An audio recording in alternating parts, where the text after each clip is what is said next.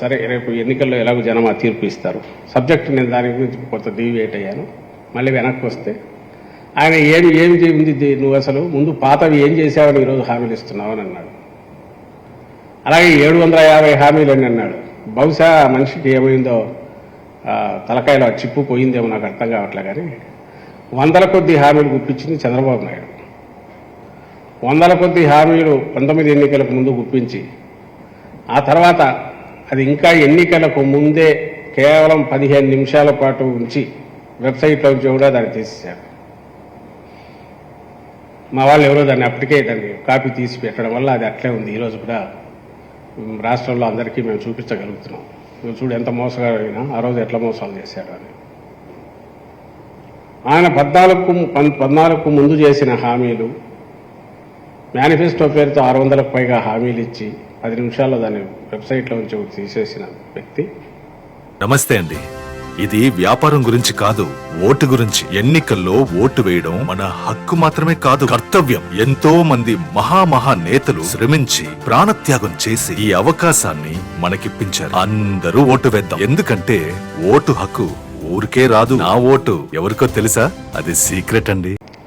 దాంతో ఆగకుండా ఆ రోజు ఎవరితో అయితే పొత్తు పెట్టుకున్నాడో, ఈ రోజు ఎవరితో అయితే పెట్టుకున్నాడో వాళ్ళతో ఆ రోజు పెట్టుకొని బీజేపీ ఇదే జనసేనతో పెట్టుకొని ఆ రోజు రాష్ట్రం అంతా ఎడాపెడా తిరిగి ఆ ముగ్గురు ఫోటోలు కూడా పెట్టుకొని వాళ్ళ తరఫున కూడా అందులో ముఖ్యమైన పాయింట్స్ అంటూ హామీలు ఇచ్చాడు. అందులో ఒక్కటంటే ఒక్కటి కూడా అమలు చేయలేదు. దీనికి రాష్ట్ర ప్రజలందరూ సాక్ష్యం. ఆయన కూడా కాదనలేడు. ఎందుకంటే అది అమలు చేస్తే బడ్జెట్ రాష్ట్ర ఖజానా నుంచే కదా పోవాల్సింది అమౌంట్. 87,000 కోట్ల పైగా ఉండే రుణమాఫీ ఆఖరుకు ఆయన చేసింది హార్డ్లీ 13 నుంచి 15,000 కోట్ల మధ్య, 14,000 కోట్ల ఏమన్నా ఆవరేజ్ ఉంటుందేమో 5 ఏళ్లలో. 87,000 కోట్లు మీ ఇంట్లో బంగారం కూడా వెనక్కి వస్తుందని అడ్వర్టైజ్మెంట్ ఒప్పించి మోసం చేసిన వ్యక్తి. సబ్సిడీ సిలిండర్ మీద సబ్సిడీ 100 రూపాయలు సంవత్సరానికి 12 అన్నాడు, అసలు లేదు. నిరుద్యోగ వృత్తి ఉద్యోగం వచ్చేంత 2,000 అన్నాడు, లేదు. ఇంటి స్థలం 3 సెంట్లు అన్నాడు, రాలా. ఇవన్నీ అందరికి తెలిసినవి. దీని కాక ఆయన 14-19 మధ్య ఏమేమి అరాచకాలు జరిగాయి, దాని దుష్ఫలితాలు ఎట్లున్నాయనేది కూడా అందరూ గమనించారు, ఎవరు మర్చిపోలేదు. సో మేనిఫెస్టో ఇచ్చేసరికి అది ఒక బంధం, ప్రజలకు నాయకుడికి, ప్రజలకు పార్టీకి మధ్య ఒక ఒప్పందం లాంటిది, ఒక బాండ్ లాంటిది. ఏ బాండు? ప్రామిసరీ నోట్ లాంటిది. నేను ఇదిగో ఇవి చేస్తాను అని అంటే అంతవరకే చేస్తాడు, అంతకు మించి చేస్తే అవకాశం ఉంటే చేస్తాడు, చెప్పినవి ఖచ్చితంగా చేస్తాడు.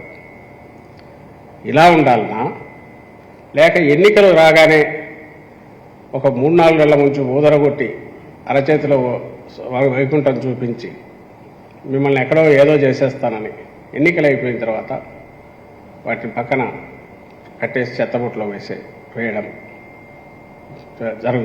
జరగాలి. ఇక్కడే కాదు, మన పక్క రాష్ట్రాల్లో కూడా ఎన్నికలు జరిగాయి. ఆ రోజు అనౌన్స్ చేసిన దానికి నిన్న ఒక పక్క ముఖ్యమంత్రి పేర్లు అనవసరం, ఎక్కడో అంటున్నాను, ఈసారి గ్యారంటీ ఆగస్టులోగా నేను పూర్తి చేసేస్తాను రుణమాఫీని ఏదో అని అంటున్నాడు. ఎన్నికలు అయిపోయి సుమారుగా అయింది, ఇంతవరకు కాల చేయట్లా. ఇప్పుడు ఆగస్టు అంటున్నాడు, ఎందుకంటే రేపు గండం ఉంది కాబట్టి పార్లమెంట్ ఎలక్షన్లు ఉన్నాయి, బయటపడాలనేది అంతా ఆత్రపడతా. అక్కడ స్టేట్స్లో జరుగుతుంది. చంద్రబాబు 4-5 ఏళ్ల క్రితం మర్చిపోయినా ఉంటే ఇప్పుడు పక్క స్టేట్స్లో అదే జరుగుతుంది. ఇలాంటి 420 కేసెస్ అదే ఆర్డర్ ఆఫ్ ది డేగా అయిపోయి, అంటే ఇట్లా చేయడమే రాజకీయం అనుకునే వాళ్ళను ప్రజలు చీదరించుకునే రోజులు. ఈ ధీమా మాకు ఎక్కడి నుంచి వచ్చిందంటే జగన్మోహన్ రెడ్డి గారు 19లో ఇచ్చినవి నిలుపుకున్న తర్వాత వాటి సీరియస్నెస్ ప్రజలకు తెలుస్తుంది.